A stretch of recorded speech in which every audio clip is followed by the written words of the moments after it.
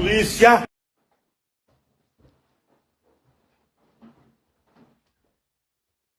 Abre essa porta que eu vou revistar por dentro.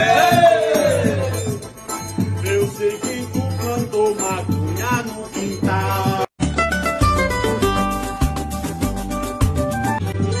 A vizinha acendeu a fumaça pelo vento. A denunciou, né?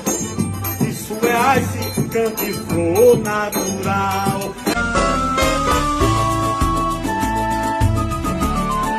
É não, viu?